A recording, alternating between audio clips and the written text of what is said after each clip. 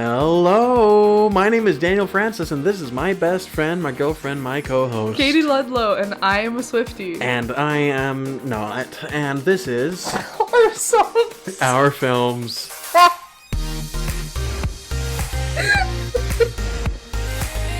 And I am not. Oh man. Anywho, Each episode we watch and rate a different Taylor Swift music video. I want to point out that says Epsia. Just fixed it. And try to objectively judge something that is inherently and deeply subjective. This week we'll be taking a look at I Bet You Think About Me, Taylor's version, from the Vault version, or whatever. Anywho, let's start by sharing our personal perception points for this one. It's a little off the cuff, 1 out of 10, or 1 to 10, doesn't matter, rating of what we think the music video is like. I gave this a 10. I gave it an 8.5. Okay. Before we get into the synopsis, I'd like to give some credits and trivia. But before that, since you said this is the only music video from Red Taylor's version. Well, the All Too Well short film is from Red Taylor's version, but it's way long. 10 minutes, so I said, let's do it for this one. Okay, so we're going to do a lot of trivia for Red Taylor's version real quick. So around the time her contract with Big Machine Records ended in 2018, which is a whole hubba-baloo, Taylor Swift made it known that she wanted to buy the masters to her songs so that she could own her own songs, you know? In 2019, Big Machine Records sold all of Taylor's masters for about $300 million. I don't know. Did you say billion? Million. Oh. I was like, no, that's wrong. $1 million. As part of a countermeasure against the sale of her songs, without her knowledge, Taylor began re-recording and re-releasing her old albums since she had the rights to, I guess, like, her own song, you know? Right. Like she could re-record it without permission. She just couldn't sell the old recordings. Right. And that would be signified with a, in parentheses, Taylor's version after each of the titles to signify that she owns the ones that she owns and the ones that she doesn't. And I guess that like came coupled with a push for like businesses or people to play Taylor's version instead of the old version. Yes. So that the royalties would go to her instead of the money grabbing big people. Right. Which, I mean, yeah, screw capitalism. So true. Except that she's engaging in capitalism. Yeah, but I'd rather engage in capitalism for the person who literally created it than like just some rando. That's true. That's fair. Red, Taylor's version, is the second of Taylor's re-recorded albums and was released on November 12th of 2021. November, you said? Yeah. Okay.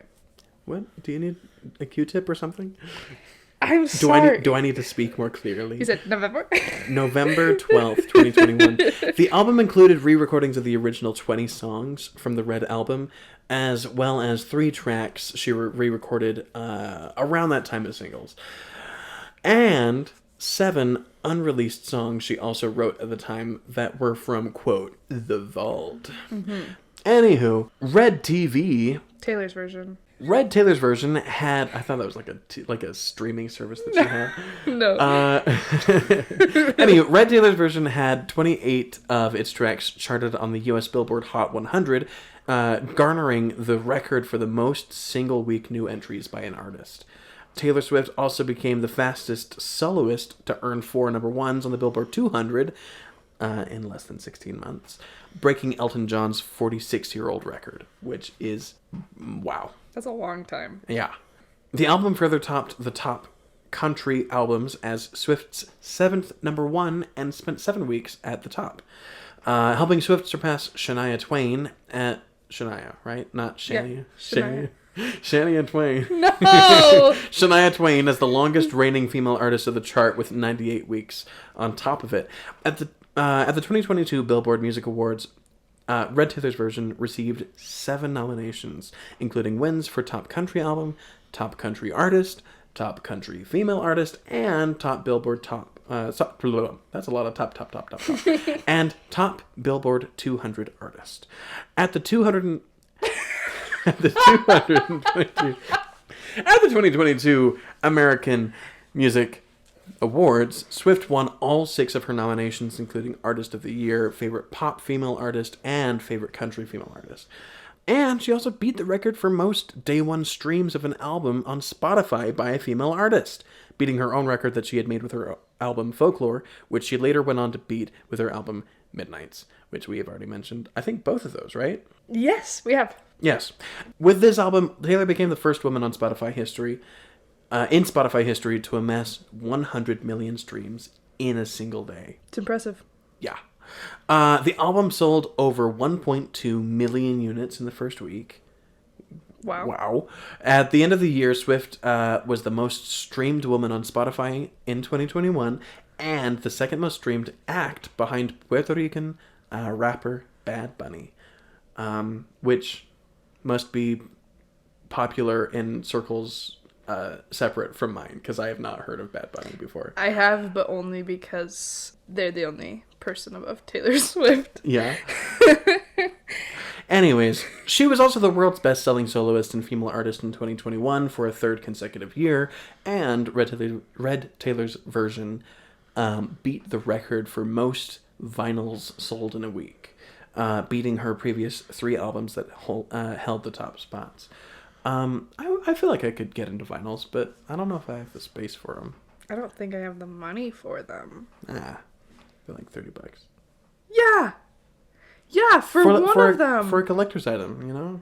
Yeah, and then if I want to buy all of Taylor's... Okay, if I'm just strictly going, like, her albums, like, I'm not doing all her limited editions, because she has so many. If they're $30 a piece... $300 at least. $300 plus the 2 re-recordings, so that's $360 plus tax, probably plus around the player, $450. And then if I'm wanting all the limited editions, then that's... All right, well, why would you go for the limited editions and the originals? Because she has a heart-shaped lover, or she has the Orange Reputation. Well, why not just do the limited editions only and not do the regulars? I don't know, but they're all more expensive anyway. Of course. Anywho, going on to the credits and trivia for this specific music video. Back in 2011, Taylor wrote this song with fellow country and folk singer Lori McKenna. Taylor wanted the song to be, quote, to be like a comedic, tongue-in-cheek, funny, not caring what anyone thinks about you sort of breakup song. And that they wanted to write a drinking song. On November 27th, 2021, I Bet You Think About Me debuted at number 22 on the Billboard Hot 100. It made it to number 3 on Hot Country Songs, number 17 on the Canadian Hot 100, and strangely enough, only 34 on the Canada Country chart. And it made it to 17 on the Hot 100 and 34 on the country. Strange. Yeah. Globally, it made it to number 22 on the Billboard Global 200, and the video premiered on YouTube on November 15th, 2021, 12 days before it debuted on the US Billboard charts. Taylor Swift partnered with Blake Lively to write the video, and Lively made her directorial debut. With a little spoiler, I think she does phenomenally. Oh, yeah. I would love to see more of Blake Lively's work as a director. I know her personally. Do you want to hear something so wild? What? This video was a year ago was the first time I ever heard Blake Lively's name. Really? Really. I've been admiring her for years. And you'd never had a name associated with her? Well, I never even I never even put together that she was the same person in the different things that I was admiring her in. Like the different movies and then one of my all-time favorite movies, which is one of my suggestions later, she's the star in, and I was like I think Maddie mentioned that Blake Lively directed this, and I was like, I don't know who that is. And she mentioned that movie, and I was like, yeah. And can I say that just I think it's unfair that two of the most beautiful and attractive people in the entire world are married to each other, Blake Lively and Ryan Reynolds. They get to be best friends. Swift. And they get to be friends with Taylor Swift. Yeah. So here's the plan. You become a pilot. Okay. Because I've already started. Here's my in. You become a pilot. You become a pilot in Pennsylvania. Okay. Because that's where John Green lives. You okay. become friends with John Green. Okay, perfect. Yeah. John Green is really close with Ryan Reynolds. Really? We have an in. Okay. Now we're friends with Ryan Reynolds. Okay. Now we become friends. We infiltrate with their relationship. Blake Lively. Yes. And Taylor Swift. Okay. Bang. By extension of Blake Lively, we are then friends with Taylor Swift. Mm-hmm. John Green to Taylor Swift pipeline. That's all it takes. Well, first I have to become John Green's... Hank Green commented on my TikTok, so therefore I have a direct pipeline to Taylor Swift. Hank Green, John Green, Ryan Reynolds, Taylor Swift. I'd love to see the degrees of Kevin Bacon that we have to Taylor Swift. I don't know what that means.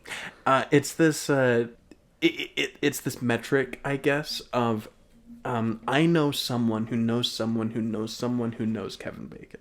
Oh, yeah, that. Yeah, and so I know someone who knows someone who knows someone who knows Taylor Swift. Okay. So how many degrees, how many people do you have to go through before you get to them? One time me and Hank Green communicated, therefore... I guess you know him, huh? Yeah. I made a video about him and he commented on it. Okay, there you go. And I replied, so therefore it was a conversation. So you know Hank Green, he knows John Green, he knows Ryan Reynolds, he knows Blake. I'm sure that Ryan is friends with Hank, but Ryan also is a fan and maybe a supporter of the football team that John owns. John Green owns a football team? A soccer team. UFC Wimbledon. Future Katie here. I realized that I misspoke and I said UFC Wimbledon, but the team is actually called AFC Wimbledon, so my bad on that. I've also looked into it a little bit further, and it looks like Ryan actually does not own any part of AFC Wimbledon. He owns a team in the same league as AFC Wimbledon, so you can disregard everything I said about him and John owning the same team. And also, in case you were wondering, John does not own AFC Wimbledon on his own. He owns part of a trust that owns like 70 or so % of AFC Wimbledon, so he is one of the owners of the team. But anyway, I do know that Hank and John and Ryan are all friends. I'm not sure how they're friends, but I know that Ryan has been on John and Hank's podcast a bunch of times because I listened to that podcast like it is a religion. It's called Dear Hank and John. But yeah, I just wanted to correct those mistakes that I made in the episode. It's in the UK, so it's a soccer team. But he owns a soccer team? Or like a football? It's a fan-owned team. And so him and, I believe, Ryan... What in the world? ...own this team. Maybe Ryan doesn't. I might be wrong. But Ryan Reynolds is Canadian, so right. Maybe he... But he's a big fan of them.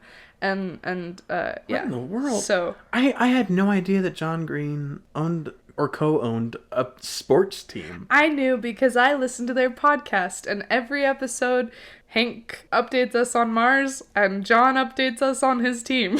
Wow. All right. I guess Hank owns Mars and John owns a football team. Yep. Okay, going on.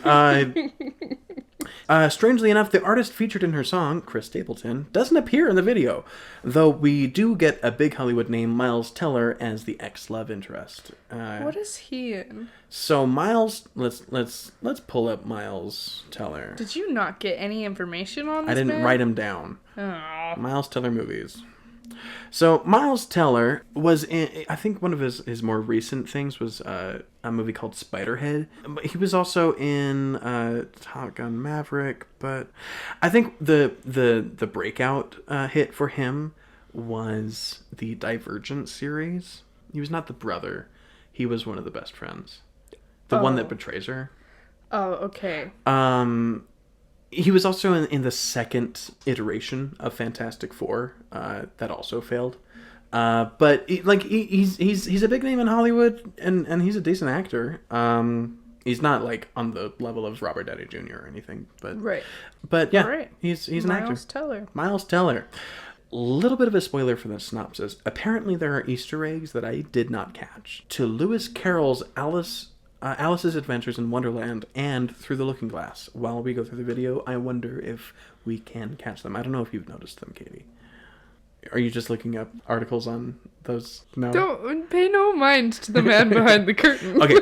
Also, Taylor apparently has a brother named Austin Swift that I had no idea existed. Talk about living in the shadow of your siblings. You obviously haven't listened to Best Day. Oh, okay. He is credited as producer for the video and has worked on numerous of her other video projects. We're going to hop right into the synopsis. So our video opens with a close-up of Miles Teller in a tuxedo in what appears to be a church. There's a stained glass window behind him. It's all wooden and everything. It looks really great. And he starts out by just speaking to the camera. There's no music. He says, "I will never forget the first time that I met you. I thought, wowza, that is the most beautiful girl in the world. You have the sweetest eyes, the softest smile," and then Taylor juts in and starts singing, and you can't hear him anymore. I think her jutting in is wonderful for as establishing motif or like theme for the rest of the video. But the camera pans, or not pans, it pivots around. And we see a row of what looks like groomsmen. They're all in white outfits. One of them has a skirt on, which is, I think, a fun, an interesting decision. They're all standing together, and it looks like they're all like maybe at the front of the procession, and but it turns out they're all at urinals, and he's practicing his vows to a mirror of himself. The camera turns around and you can see all that, and it's a wonderful flip, because it starts so seriously, Oh yeah.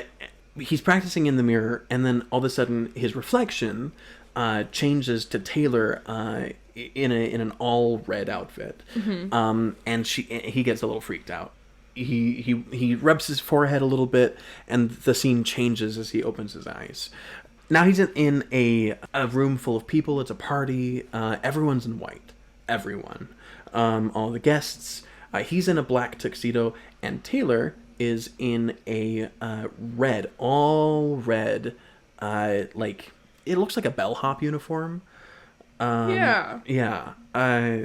But you don't see her right. You don't see her right away. So he grabs a drink from a waiter's tray, and that waiter is Taylor. And he doesn't see that. He does not notice her. He doesn't care about her. He's just, is, doing his thing. She's in a red stewardess bellhop-looking outfit, slacks, a hat, a blazer, and a mid-high ponytail. And she walks away. She steps away and adds red food dye coloring to a bowl of water. I'm not sure if it's punch or something else. It's like she's checking off lists, she's doing little things. She's adding, she adds a red rose to a bouquet of white flowers. Alice in Wonderland. Is that Alice in Wonderland? Painting the roses red. There you go. And then she walks through a crowd of people and snatches a olive out of someone's drink, and then stabs. So the olive's on a toothpick. She stabs a red cherry, and shows it to the camera, and then drops it in someone else's drink. So this song is about Jake Gyllenhaal. Did he pop her cherry? He popped her cherry. Yeah. So okay. that's why she looks right at the camera. Yeah. I think that's great. Yeah. In the background, we can see the bride, who is turned away from the camera. By the way, this bride in the video is Miles Teller's actual wife. I think it's Kaylee, but it's spelled. It looks like a Utah name. It's Keleigh. Kaylee. Kaylee. Yeah. Kaylee's Kaylee Sperry Teller is her name. Anyway, the shot changes to make her the forefront, and Miles pops out from behind her to look at Taylor. So the shot changes with someone walking in front of it, and now we're at a massive wedding cake. Can I comment on this shot change? Sure. Okay, so I really liked this shot. So I did some digging into what it was. This cut from one scene to the next.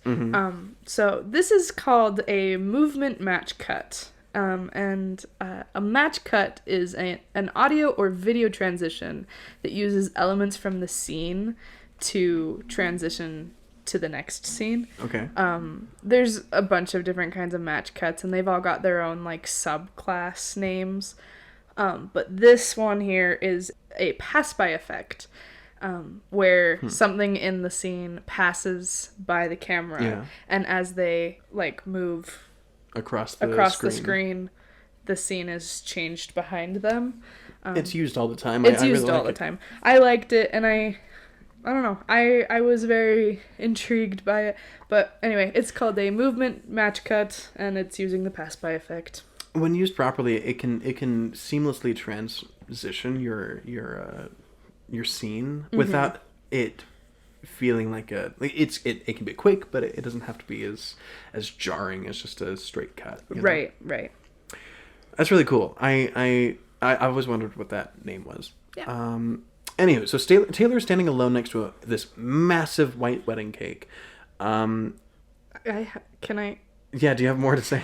About the cake? Okay. I have so much. I was just going to say it's a massive white cake. I have so much to say about this cake. So I want to take us through what the cake is by each tier, and what maybe the meanings are. Okay. So the first tier on the bottom has birds around it that on first watch or look, it looks like seagulls, and a lot of people have said, ooh, they're seagulls for 1989, because she has seagulls on her shirt on the album cover of 1989. But they're not seagulls. They are a bird called swifts. Oh, that's fun. Which I think is fun, because he can't stop thinking of her. The second tier has some diamond-shaped art on it, with words in, like, the diamonds. They're like little designs. There are words in there? Yeah, one of them says red, and it's designed after the red ring that Taylor actually wears later in this song, but then she also wears it on the cover of the red Taylor's version album cover. And then another one of those diamonds says love, and it's designed after a ring that Taylor had made for Olivia Rodrigo. Who's a good friend of hers? Yes. Yeah. Okay. The third tier of this cake has some crisscrosses on it and some small white roses, and I believe some red roses as well. And this is another... It's just red later. It's white roses right now. Yeah. Later they become white, which is... no. Red. I said that backwards. Later they become red. Later they become red, and that's another painting the roses red moment. Okay. And then... the fourth tier has just like some plain old draping on it, and the fifth tier on the top has some numbers on it, and the numbers that we can see are 26 and 13. So 26 is this song was the 26th track on Red Taylor's version, and then 13 is her favorite number. Everyone's tried to make more of those numbers, but that's all that it is. And then on top of the cake is a bride and a groom. And that groom, she promptly flicks over. In a nice little aerial shot. Yeah, it's a top-down look. It's really cool. Yeah. I cannot understate how massive this cake is. It's taller than she is. Yeah, I mean, it's on a table, but like it's huge. Right. Like just the bottom tier would be large enough to feed the entire party. Yeah. And then some. The party's huge, too. The party is huge. So, anywho, she knocks over the groom, and there's this little girl who's watching her, and she pretends like nothing happened. Or Taylor does. And then Taylor reaches out and just, with her finger, swipes some frosting away. Yeah. Tastes it. And then the girl does as well. Yeah. And she's like, Taylor says... Well, she doesn't say, but she with her face, she's like, "Is it good? It's pretty good, right?" Yeah. And I don't know, it's cute. And then, all right, so then she reaches up and grabs an entire handful. Taylor does, just an entire chunk, and it turns out it's red velvet inside. Yeah. I'm sorry. Finish what you're saying. She grabs an entire chunk and then begins like ravenously and just like disgustingly eating it. And, and so it's cake all over inside her mouth, frosting all around her mouth. It's intentionally like unbecoming. Yeah. And then she looks at the camera and does like a little oops. I didn't mean. She does like a little grimace. Like a grimace. And the girl, like, as soon as Taylor grabs this cake, She the girl runs away. runs. She's like, I'm not a part of this. And then she tosses the rest of the cake that's in her hand behind her, and it hits the wall. Yeah. Like she does not care about this party at all. Yeah. Two things. Taylor's dress in this scene is amazing. It's huge. It's like it's like a floor-length regular like wedding gown, and then it's just got these massive like florally like hydrangea sleeve or puffs. puffy sleeves. Sleeves. And they're like, there's a profile shot, or not even a profile shot, it's literally just a headshot, like neck up of Taylor, and you can still see her sleeves because there's something. Also, in these shots of Taylor's face, like where we get the grimace and when she's like, oh, I didn't swipe the frosting or whatever. There is an insane vignette on those shots. Oh yeah. And it's not bad. You don't notice it, but it's just a lot. I mean, but it is a lot. It focuses your attention on her. I guess. I don't know. I just wanted to comment on that. I've never been able to, like, when I'm like, you know, those like really cheap photo editors on like apps on your phone, right? And it's like vignette, and I'm like, I've never been able to use a vignette and not have it look tacky.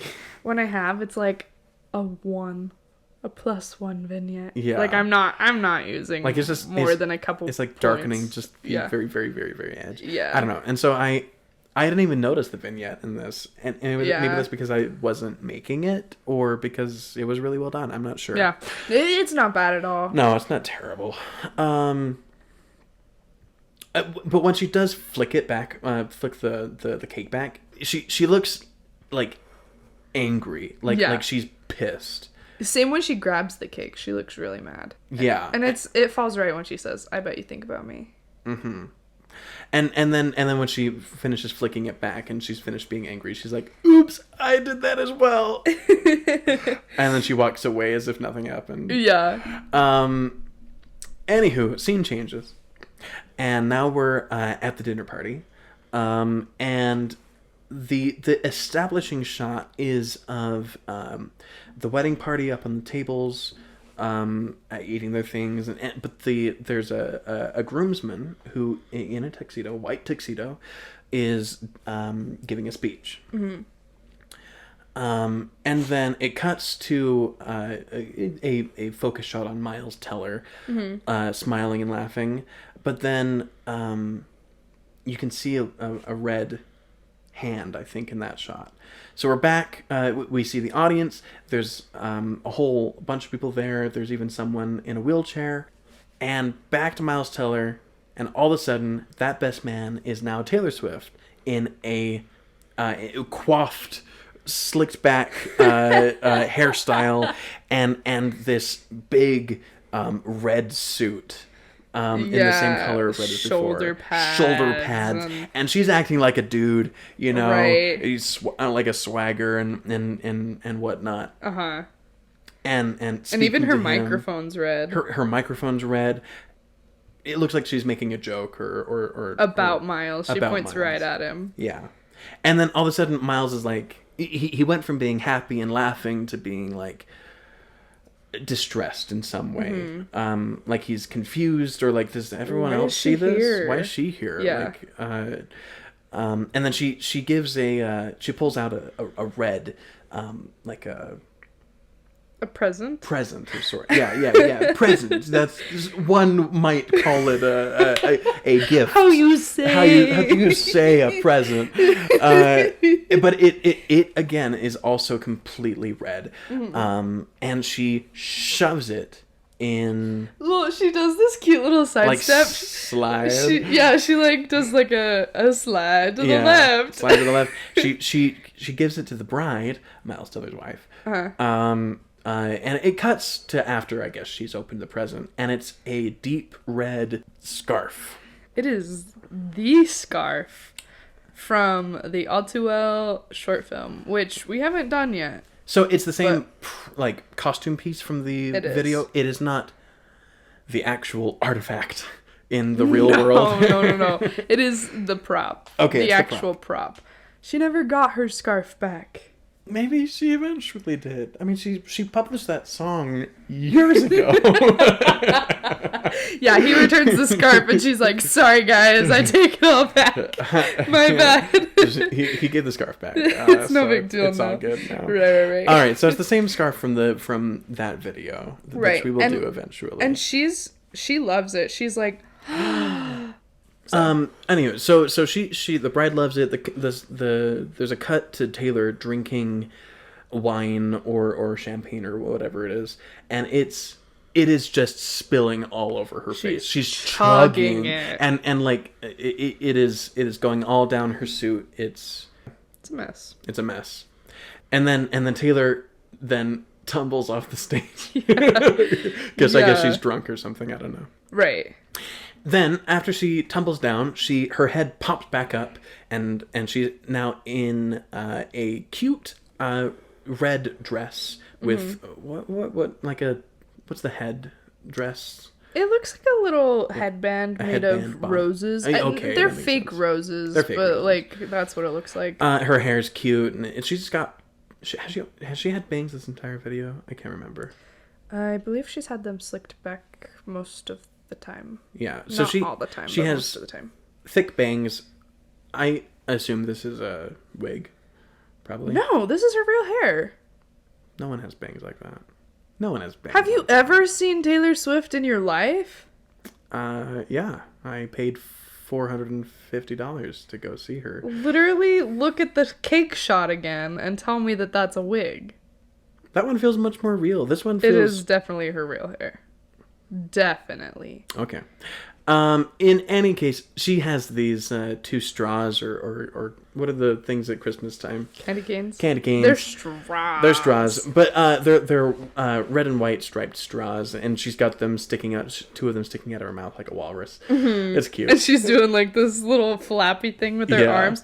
She's also, her dress is like, it looks like it was designed for an 8-year-old girl. Like an American Girl doll. Right. Yeah. But it's in Taylor's size. It's cute. Yeah. Well, it is fitting because she is at the kids' table with a whole bunch of little girls wearing nearly identical white dresses, no gloves. But they all have like juice boxes and they're laughing and she's entertaining them. She's almost a girl in her own right. Because she's so innocent. Well, so Taylor always comments on how Jake Gyllenhaal made her feel like a kid. Yeah. Because he would always comment on their age gap and how she wasn't old enough or she was too young to understand or whatever. Yeah. And so a lot of people are saying, and I think I believe this, that this is symbolic of how Jake made her feel in the relationship. Yeah. Because she always felt like a kid next to him. Even though she dated people who are much, much older than him. Yeah. But what I was kind of alluding towards was in that song, she says, and you kept that scarf because it reminds you of innocence or something. Oh, I can't remember that. And who's more innocent than a child, you know? Right. That makes sense. That was my interpretation. Right. So she tells them that she's like gonna do it like a magic trick or something, and she pulls out this like black top hat with a red ribbon on it. It is the top hat from the Red tour. Okay, and she pulls out a plush stuffed rabbit. Alice in Wonderland. The rabbit isn't the same color of red. It's like pink. But it's got a red ribbon on it, I guess. Maybe they just couldn't source that same red color of red. A rabbit, yeah. Yeah. And then she puts the rabbit on the head of this old lady next to her, and it immediately falls off, and the old lady, like, she doesn't even respond. Right. But then Taylor, like, hides herself with the big top hat. Yeah. It's ridiculous. Is this sort of like what Red tour was like with the shenanigans and, you know, jokes? Yeah. Okay. It was very kitschy, campy, funny. Mm-hmm. Anywho, we cut to Miles Teller. I don't know why I say his full name. I don't know. We cut to Miles across the room. And he's sitting on like some kind of bench or something with a whole bunch of other people talking. And he looks over and he sees Taylor at the table.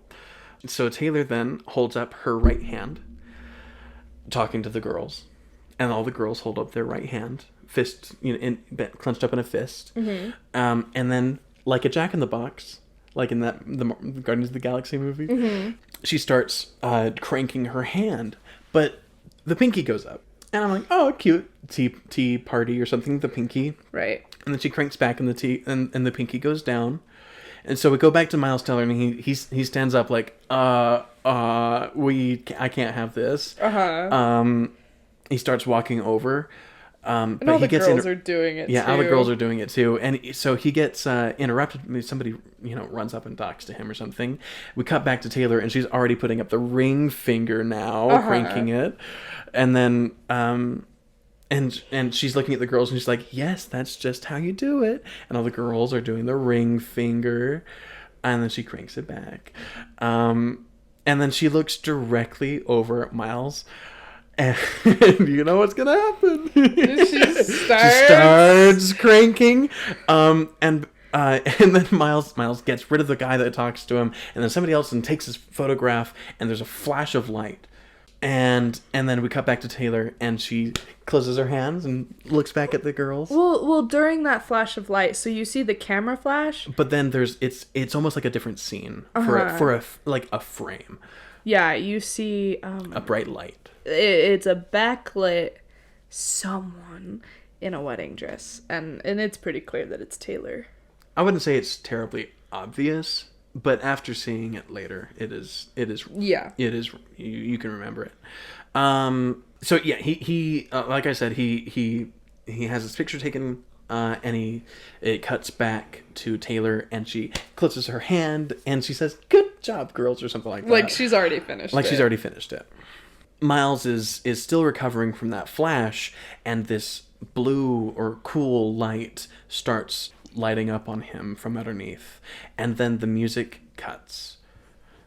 So now it's that shot that we were mentioning before, the backlight of someone in silhouette, and it is Taylor in a. There's a whole bunch of different cuts. It's the shot of Taylor being backlit, and then it's the two of them on the ground, like just chatting. She's in a white wedding gown now. And now back to Miles at the wedding. He's underlit with that cool white light, looking at Taylor, I guess, at the table. But now he looks, and instead of her at a children's table, it's her in that gown. In the wedding dress, and she looks at him like she's in love, and she walks toward him, and so now you see it from the side, and there's definitely a bright white spotlight shining down. It's blue. It's blue. Blue? It's blue, and it's important that it's blue. Okay, well I just assumed it was white because it's. We'll get to why it's important in a minute. Okay, so it's blue, but everyone else is now watching. The wedding is in a dark room. The lights are dim except for the spotlight, and Taylor is walking towards Miles, slowly. Miles approaches, and the two of them hold each other as though to dance, and it's like sensual. It's tight. And you can hear like their breathing and like a heartbeat.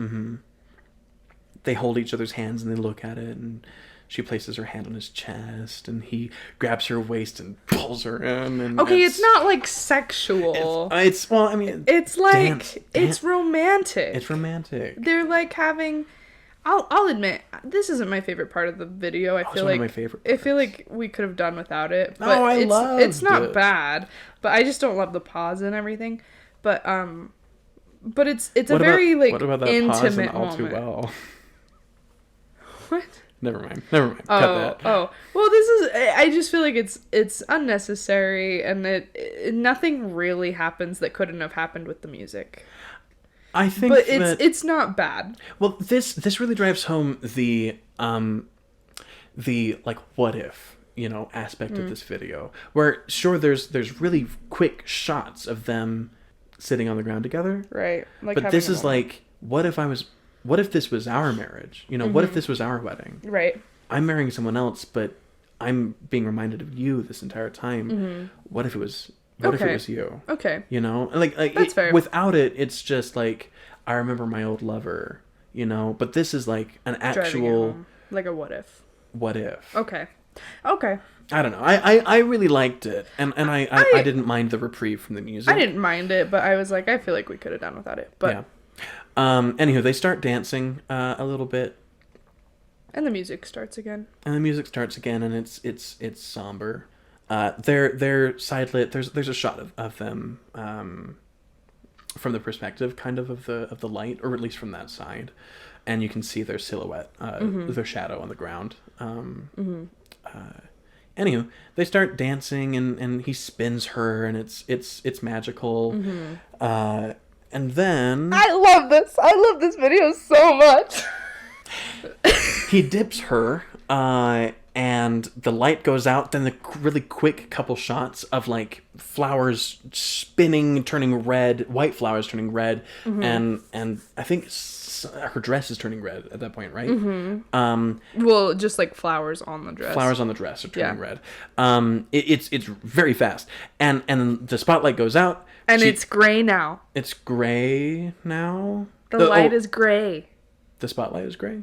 No, just the lighting. Oh yeah, it's much more muted at this point. So sorry, you say what you're saying, and then and she just turns away, picks up her dress, like not like a princess. Yeah. And I love this. She just like walks out of the room as like if she's like marching, And she's got red sneakers on. She's got red sneakers on. It's cute. It's ridiculous. Like she really didn't like take it seriously at all. It's wonderful. Right.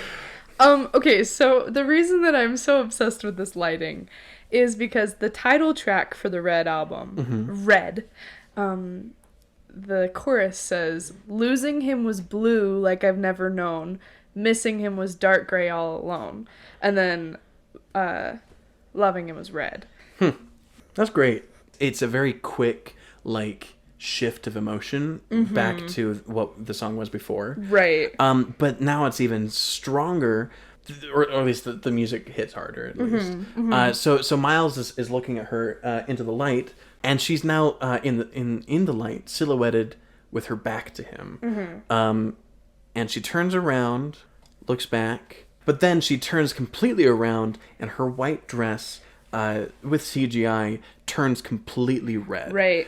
Now she has a big red acoustic guitar with sparkles on it, and she lets her hair down, pulls a pick out. Red lipstick. The curtain behind her drops, and now there's a band all in red playing red instruments behind her, and she starts playing the guitar. Well, some of them are actually in white to begin with for just a second. Oh, and they change with her? And they change with her. So, like, you can see Aaron. Aaron Dessner makes an appearance in here. Yeah. He's over on the left, and then you see him in red later. But while this is happening, everything else in the room begins turning red as well. So, like, all the white curtains on the walls, the guests start turning red. The lights in the room, there's now red LED lights lighting up the walls. It's like she's completely overtaking the entire wedding. Which I think is such a fun little, like, symbolism moment of, like, he just cannot get her out of his head, and so even though this wedding is about him and his wife, she is whether or not she's there, she's taking over this wedding. Yeah. There's now that shot, the overhead shot of the cake when she tipped over the groomsmen. Now it's zoomed in on the tipped over groomsmen and the standing bride, and the bride's gown is now turning red. The flowers first, so it's like this like iris of red around, and it grows. Anyway, back to the band. They're playing, they're having fun, and Taylor is basically performing directly to Miles. all of the food turns red. All the presents turn red. Everyone, she cuts off a white flower, like a white rose. She cuts it from its stem, and all the other roses are red. They pop red balloons. There's confetti everywhere. This one's an interesting one. The shot of her snatching the cake, like grabbing a whole chunk of it, it's really quickly reversed. She puts the chunk back, but then the cake starts turning red. I don't know. What do you think the symbolism? In my opinion, all of these shots are just chaos, and he's just becoming so overwhelmed with his thoughts for her. Yeah. And so some of it is she's taking over this wedding, it's all turning red, whatever. And some of it is just and this and this and this and this and this to really make you feel the chaos and the just overwhelming feelings that he's feeling right here. It's just like every frame is something else. Right.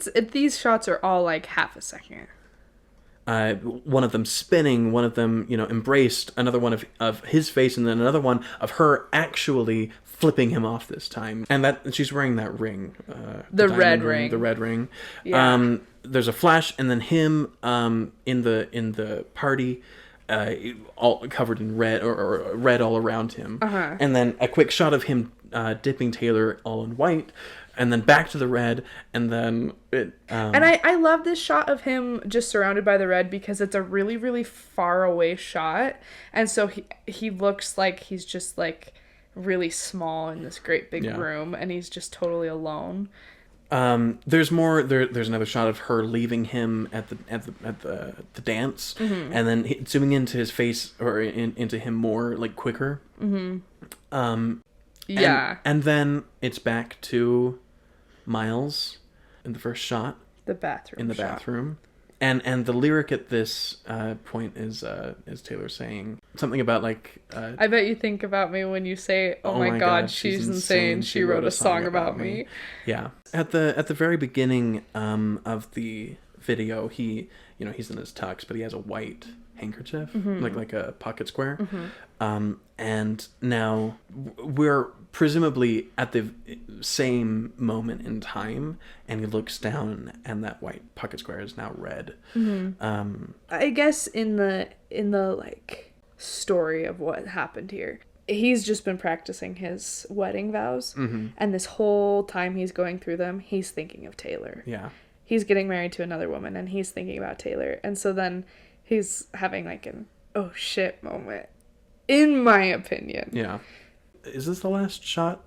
Well, there's one of her singing. There's one last shot of her singing, and then we go back to Miles, and he's just like standing, just like That's right. stunned. So she's up on her stage with the red band behind her, and she has this wonderful like knowing smile. She says, "I bet you think about me," and gives a little kiss, like a yeah, and I almost feel like a wink, and then it's back to Miles. Yeah, he's stunned and staring at the at apparently the mirror.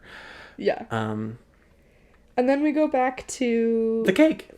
So this is the credits now. Yeah. So we get a shot of the cake, and she's pulling two big deep chunks of the cake out, and you can see the red, and it says directed by Blake Lively. Right, and then we have the credits, which Daniel always loves. I love credits. And at the very, very end of the credits, it says, "A huge thank you to every single person who worked to make this video what it is. Every member of the crew in pre, post, and physical production, every actor, our COVID safety team, the musicians, writers, producers, and technicians who are behind this song, and to all of our families who supported us as we dream impossible things." So that's a lyric. You. Oh, yeah? To all our families from Red. Or not from the song Red, but from the album. It's from a song called Starlight. As we dream impossible things. Yeah. Anyway, I love this video. I love it, too. I thoroughly enjoyed it. It's a really good one. It's a wonderful video. So much imagery and symbolism. Like, you can tell it's symbolism. Like, right. like there's not up for debate. This means something. Right. It's just what you interpret it as. Right. I love the colors. White and red, phenomenal colors. You can't really beat that. I mean, that's why you can see it everywhere. Right. Yeah. Well, and it's red for a reason, but I love that it's red because it's like the infidelity color. It's like the like.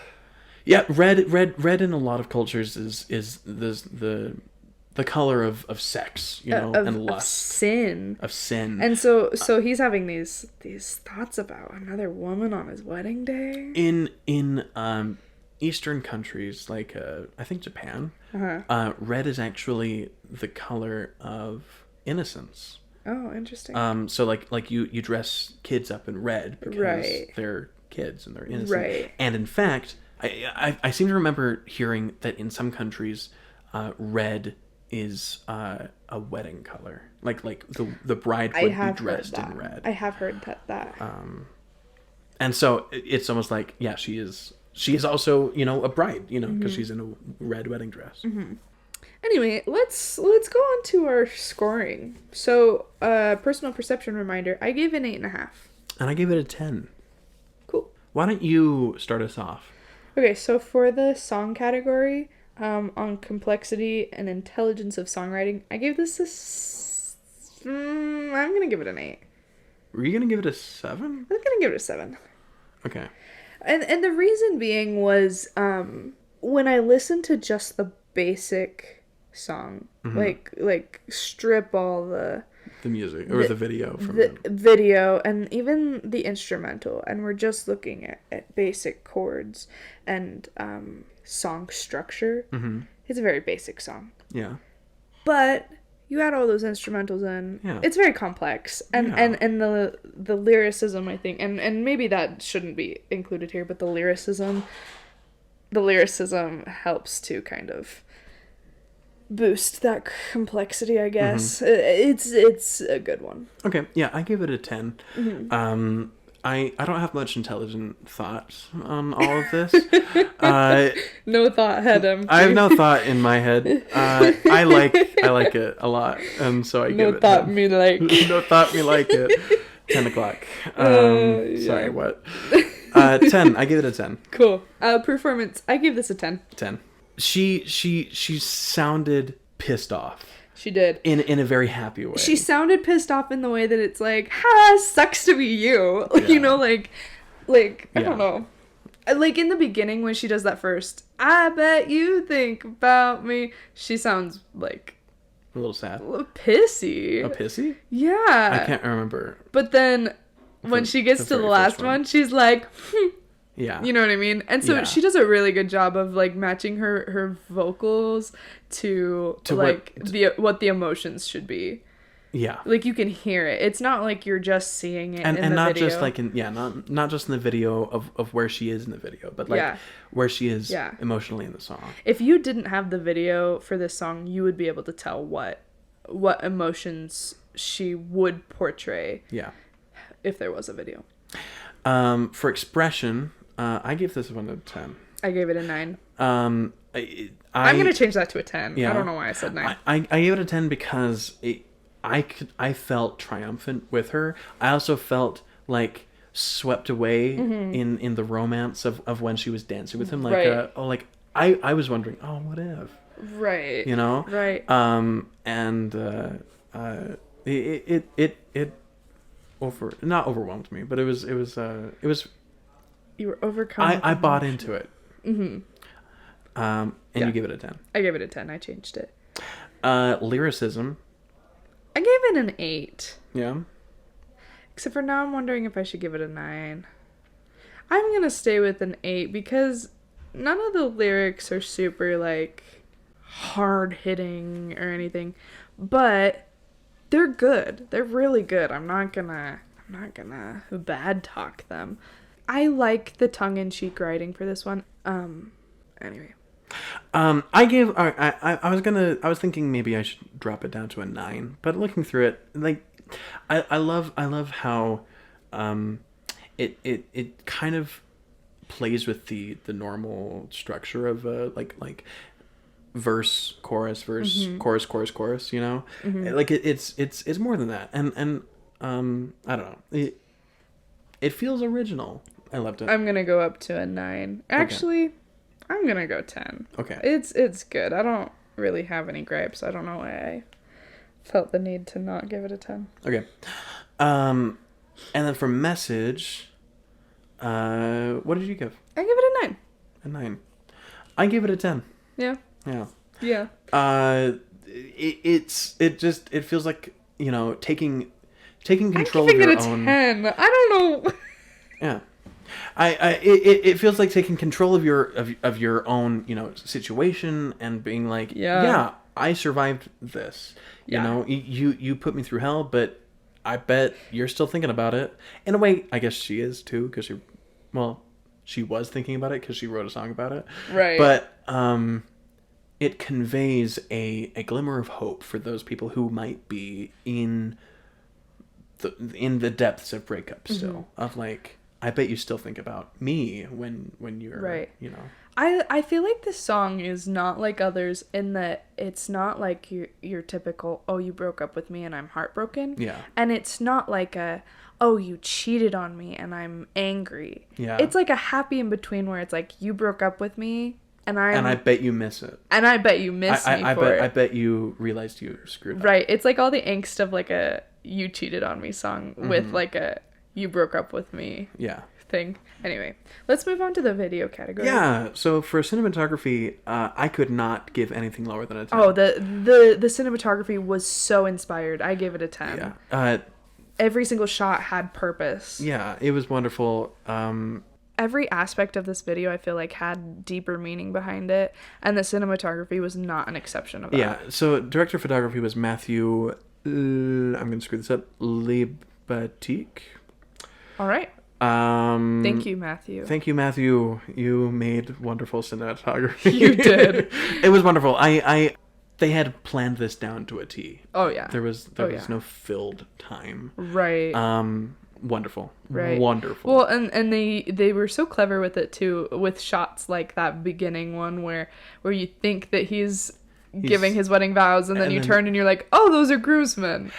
No, they're at the urinal. And like it starts with such gravitas of like, I love you. Right. And then it switched to, wowza, you're pretty.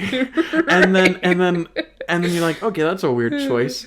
And then they're in the bathroom with people peeing right next to him. Like it's a wonderful just like twist of everything. And that's part of the directing.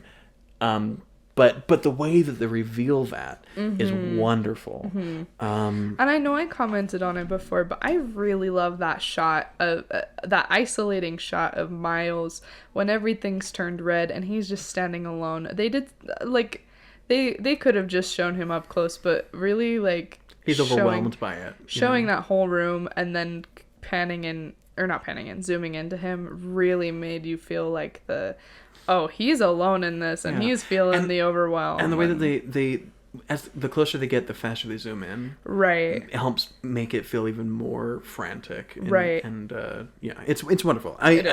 We can't keep talking about cinematography for too long, but it's wonderful. In terms of color, 10. Number 10. 10. We've already talked about all of this before. Right. All right, editing, wonderful. 10. I gave it a 10 because it's it's just like that. The couldn't agree more. The quick cuts between all of the different like ideas and things, and even before before the chaos, there's a couple. It's wonderful. Right, Taylor flipping him off, first of all, the editing of that is because great. you don't see it at the first time, right. And then they just surprise you with it later. right but then the moving into like the dance scene between Taylor and Miles is wonderful. So cleverly done, and it transitions you into it in such a natural way, and you're not like, whoa, and where's like, this coming from? And that is I mean, all of these functions work together so seamlessly in this video because it's up to the director to be like, all right, we're going to then have this flash, and that flash will be the transition into his next scene. And so then the cinematographer has the job of like, all right, how do we make it look, and lighting design, how do we make it look like the Flash is still there and he's still seeing the visage of her or whatnot, right? And then the editor has such amazing stuff to work with, to then, because each of these different like scenes per se, shots or like locations, have such distinct composition and color design. Like, not just color design, but like there's the white part of before when Taylor takes over, and then the red part of later, and then not just that, but there's the dark stuff, and then there's these specific kinds of angles and shots that the editor can then quickly reference in these very fast cuts, and you're like, I remember that. Right. It's something that you can recall really quickly because it's so distinctive. It's and that's thanks to the cinematographer and the director, and it's wonderful, and the lighting design and the editor. It's just they all worked so well together. It's just wonderful. It is. Down to costume, I gave it a 10 as well. 10. I did have a note. I said, I wish that Taylor's hair had just been a tiny bit more under control in those last shots after she pulls it down. Because it's her big moment. And it doesn't look bad, but it is a little bit more wild than I probably would prefer. But it's not bad, and it's not a big deal. But I still gave it a 10. But scenic design, I gave it a 10. I gave it a 10. It's wonderful. I don't have anything to say about it either. It was amazing. It's amazing the way that they can transform this space so thoroughly, from white to red, you know, is so easily. I mean, there's so much. I think a lot of it must have been CGI. But it doesn't feel like it. The transition is CGI. But I wonder how much of it. Well, I guess if it's a white room and you just light it in red, then it's red, you know? Right. So whatever they did with it, they made it feel seamless, and never do you watch it and go, "Oh, that's fake." You know what I mean? It all looks so good. Anyway, performance. Everything that she's doing, wonderful. It's wonderful. I gave it a 10. I gave it a 10 as well, and I said I wish I could give this higher than a 10. Yeah. Going down to direction, I gave it a 9, and the reason I gave it a 9, and I mentioned this before, I didn't love the pause in the music when they danced. I felt like that could have happened while the music played. Your point, though, about, like, it made it feel more like a what if, and less like it was just whatever, is a good point, and I think I agree with that. That is such a small gripe for me.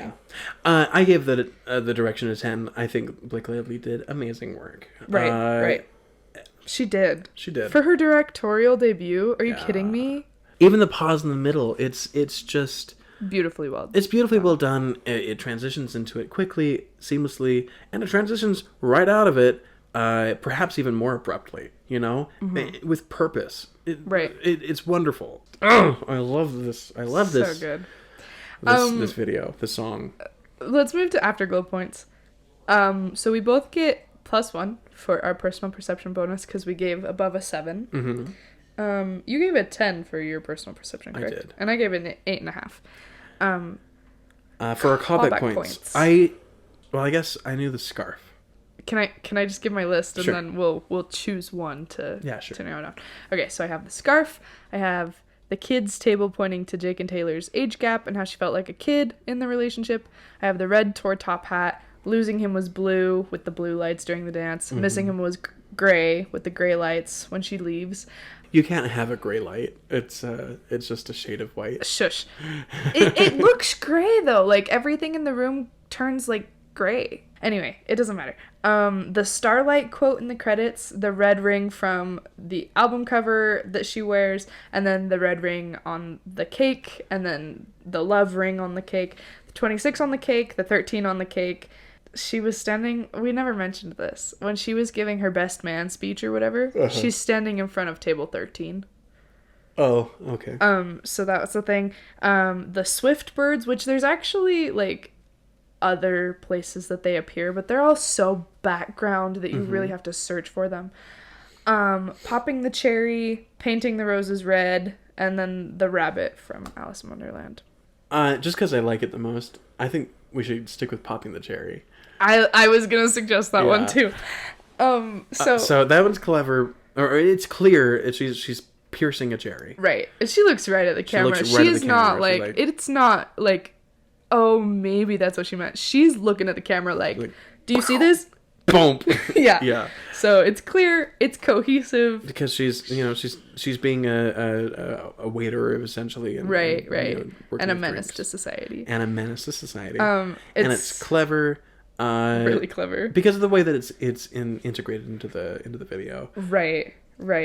So yeah, that's 3 points. I was trying to write popping the cherry, and I wrote pooping the cherry. Pooping the cherry. She's pooping a cherry out. You know that part in that Taylor Swift video. So that's 3 points for callbacks. Moving to play points. Do you want me to do mine? Well, I gotta write mine down first. Okay, so I'll do mine. These are all pretty boring, but these are just the categories that I wished that I could give extra points to. So I gave a point to cinematography because I felt like it was so inspired and beautiful. I gave a point to the performance because everyone did so well. There was not a single person that I felt like, you're not giving. Everyone gave. They slayed. And then I gave 1 point to the symbolism because literally everything in this video means something and is symbolic in some way. More so, and maybe this is just because I understand it better, but it's more symbolic, I think, than Look What You Made Me Do, which I know you haven't seen, Daniel, but it's one of the most Easter egg filled, and I would argue that this is just as Easter egg filled. Okay. I have more things that I would want to give points to than I have points to give. So I'm going to give half of a point to the flipping off bit, which is one of my favorite parts. So good. And is perhaps the one part that will consistently make me giddy as I watch the video. No, yeah. And the other half of that point is going to go towards Taylor's smirk at the very, very, very, very end of the video. Oh, it's a good one. It's a good smirk. So that's 1 point. Mm-hmm. The second point is for actual credits, and I will always give 1 play point for actual credits. Mark my words. And then my third play point is for wowza. I thought wowza. Oh man. Anywho, so those are my 3 points. That's great. Okay. Final question. How well does the video benefit the song? And this can be up to 2 points plus or minus. Well, let's count down 3, 2, 1, and then we say our okay. To answer. Okay, 3, 2, 1, 2. yeah. It's obvious. This is just a phenomenal video. It is. It's incredible. So that leaves me with 125.5 out of 130 with 13 afterglow points. Hey, guess what? What? I have 130 out of 130 plus 13 You're afterglow kidding. points. I loved this video. Wow. I really did not expect that from you. Really? I really thought that you were going to watch this and go, I don't want to be the one in charge of this one. Why? Because it's country. Okay, yeah. But it everything else lifted it up so well. If Love Story was on par with this amount of planning and follow through, I'm sure it would be phenomenal. Oh man. But this just blew me away. It's probably one of my all-time favorites, and I often forget about it. Let's get on to the suggestions. Yeah. Who should start? I don't care. I'll do it. For my song, I'll suggest The Angel and the Fool by Broken Bells. This is a song that I found that popped up in my Discover Weekly years ago. It's like this girl who's on the end of her ropes. It's kind of sad and has a really great bass track. The meaning is up for interpretation, but it's one of my favorites. My film, this is a movie I've been wanting to watch again recently. It has a lot of sentimental value because I watched it all the time as a kid. It's called Over the Hedge. I watched that one time while you were sleeping in my bed. Yeah? Yeah.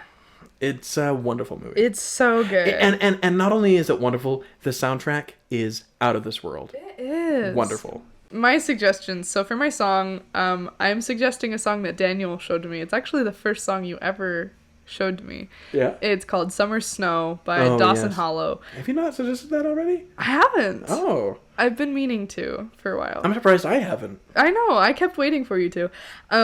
This, like I said, was the first song Daniel ever showed me. I immediately fell in love with it. I actually don't think you showed it to me. I think we were texting. This was like before we started hanging out. Yeah. We just were talking. And you told me this song and the Polar Boys. And so I listened to this song first. The Polar Boys are maybe my favorite artist, and this song is one of my favorite songs. Yeah. And so I listened to this first, and I loved it. It's an indie pop with folk-inspired sounds. Is that sound accurate? That sounds right, yeah. Yeah. I don't really know how to describe it more than that, but It's about this, were you going to describe the synopsis? No, because I know all the lyrics and have no idea what it's about. The way I interpret it is it's about a love that is so unlikely that it's like summer snow. Right. And one of the reasons that I loved it is because you suggested it to me a week after Midnights had come out, and Taylor had a song called Snow on the Beach on that album that I read the title of, and I said, oh, I know what that's going to be about because that's so unlikely. Yeah. And I hated it. And Summer Snow was like what I wanted Snow on the Beach to be. My film, since we're looking at a music video directed by Blake Lively, I thought I'd suggest one of my top 10 favorite films of all time that stars her. It's The Age of Adeline. If you haven't watched this, you are missing out. It's the story of a woman who gets in a crazy car accident at 29 years old, after which she... Well, what year is it? It's like 1920s. I don't know exactly the year. And then she never ages. And decades go by. Her daughter grows up and becomes like an old woman, and because she doesn't age, she's basically immortal, and so she makes a promise to herself that she's never going to fall in love because she can't handle the pain, because she's done it a few times, and it's too hard to deal with that. To have your lover grow old and die in front of you. So she swears she'll never fall in love, but it all changes after she meets a very handsome man at a New Year's Eve party, and it's... Which I wonder if The Age of Adeline is based on a true story, because Blake Lively has not aged a day. Right. She pitched it. She's like, I have an idea. I have an idea, but we have to change the names. Right. No, yeah. This was the first thing I ever saw Blake Lively in, and I fell in love with her. I didn't know who she was, but I just thought she was the most gorgeous woman on the planet. And, And I was not wrong. She's a contender. She's definitely a contender. Anyway. It's unfair that Ryan Reynolds and Blake Lively are married, because their children are going to be the most beautiful people in the entire world. Yeah. Anyway, Age of Adeline is definitely in my top 10, if not my top 5 movies ever. You usually have like 2 movies that you like. One of them switches out and one of them stays the same.